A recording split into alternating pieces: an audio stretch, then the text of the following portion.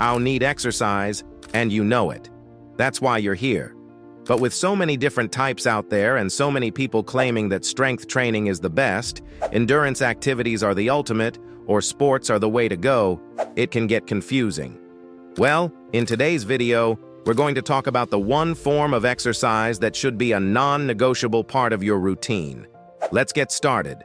But first things first, what makes an exercise best for health and longevity? Before we get into what the best type of exercise is, let's talk about what really matters when it comes to health, fitness, and longevity. A great workout should do a few key things. First, it should strengthen your heart. After all, heart disease is the #1 cause of death worldwide, and the best way to protect yourself is by keeping your cardiovascular system in top shape. A stronger heart means better circulation, lower blood pressure, and ultimately, more endurance for everything you do. Of course, it should also help you build and maintain muscle. A lot of people don't realize how important muscle is as they get older. Losing strength means losing mobility, and that can make even basic daily activities harder over time. Another huge factor is, of course, that your metabolism should be enhanced and energy production should be increased. Last but not least, we want to focus on endurance and long-term health. Being able to move easily, keeping up with your daily life, and reducing your risk of major diseases are all benefits the right kind of training should carry. But the thing is, a lot of people assume cardio is the only way to keep their heart healthy, and weightlifting is just for building muscle. And while that's partly true, what if you could train both at the same time?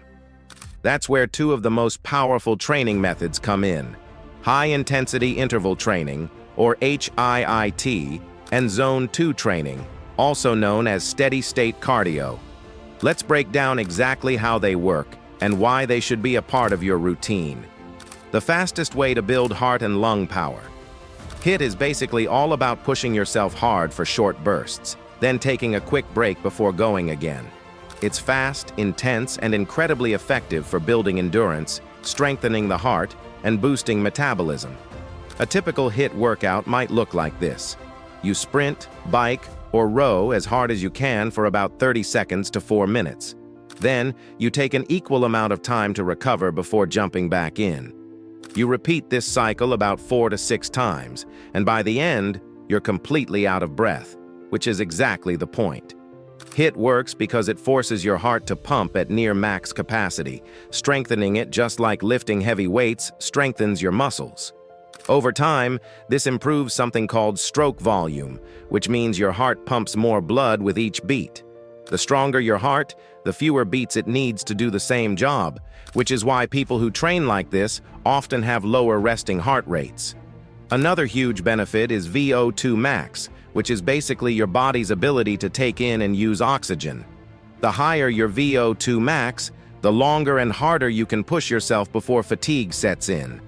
This is a major predictor of longevity, and HIIT is one of the most effective ways to improve it. And then there's metabolism. After a HIIT session, your body doesn't just stop working. It keeps burning calories for hours, a phenomenon often known as EPOC, or excess post-exercise oxygen consumption. What does that mean? That HIIT will burn fat even after you're done working out. But this isn't even the best part. HIIT is practical because it mimics real-life movement patterns, like sprinting to catch a flight, running after your kid, or carrying heavy grocery bags up the stairs. This way, you're not just getting fitter, you're training your body to handle real-world challenges. Now, before you decide to jump straight into HIIT, here's the catch. It's not for beginners. If you haven't built a solid fitness base, going straight into high-intensity workouts can lead to burnout, injury, and frustration. This kind of training is incredibly demanding, and your body needs to be prepared for it. That's where Zone 2 training comes in, the secret to building endurance and longevity. Simply put, Zone 2. Training is steady-state cardio, but with a purpose. It's that moderate intensity zone where your heart is working but not maxed out. If you can still hold a conversation while moving, but it's a little harder than usual, you're probably in Zone 2. It won't leave you gasping for air, but still challenges your body in all the right ways. You could be brisk walking, jogging, cycling, or rowing, as long as you're keeping your heart rate in that sweet spot of 60 to 75% of your max. And yes, you could use a fancy heart rate monitor to track it, but to be honest, the talk test works just fine. Now, here's why Zone 2 is such a game changer. It's all about energy efficiency. When you train in this zone, you're actually changing your body at a cellular level. Inside your muscles, there are tiny structures called mitochondria. Yes, the only thing you remember from biology, the powerhouses of the cell. These little guys are responsible for converting oxygen into energy, and the more you have, the better your endurance, the more efficient your body becomes, and the longer you can perform without burning out. And here's where it gets even better. Zone 2 trains your body to use fat for fuel. Instead of relying on quick-burning carbs, your body gets better at pulling energy from fat stores, which helps with everything from better endurance to long-term metabolic health. This kind of adaptation is what makes endurance athletes so good at what they do, but it's just as important for everyday life. It's also one of the best things you can do for your heart. Instead of stressing it out with max effort work all the time, Zone 2 helps your heart become more efficient, meaning it pumps more blood with each beat. Over time, this lowers your resting heart rate, improves circulation, and even helps clear out lactic acid so you recover faster and feel less fatigue after harder workouts. The best part? It's sustainable. You can do it for longer periods without burning out. And because it's low impact, it's easy to stick with for years, unlike high-intensity workouts that might feel great in the moment but can be tough to maintain. But now the big question. Should you be focusing more on HIIT or Zone 2? Let's break it down. So here's what an ideal training week could look like.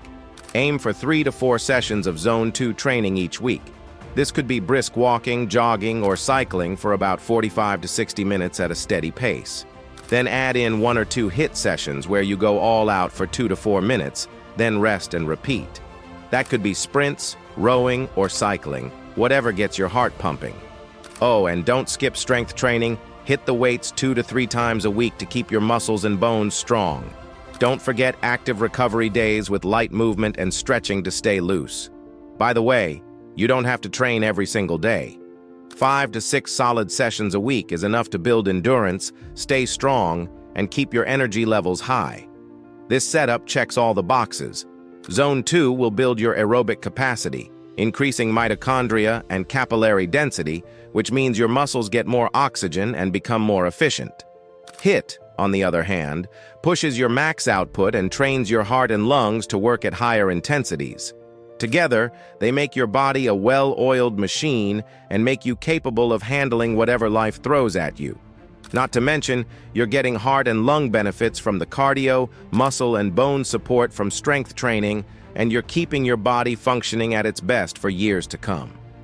Now, I want to hear from you. What's your favorite way to train?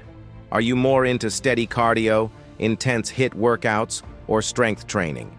Drop a comment below and let's talk about it. And of course, if you found this helpful, hit that like button and share this with someone who needs to hear it. Also, subscribe to the channel for more informative videos.